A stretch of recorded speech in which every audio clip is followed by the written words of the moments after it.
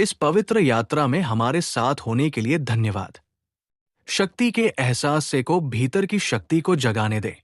श्री वाराही, बगलामुखी एवं प्रत्यंगिरा अम्मा के बारे में ज्ञान प्राप्त करे, अभी सदस्यता लें और तंत्र और परिवर्तन के मार्ग पर चलते रहें। जय श्री अम्मा।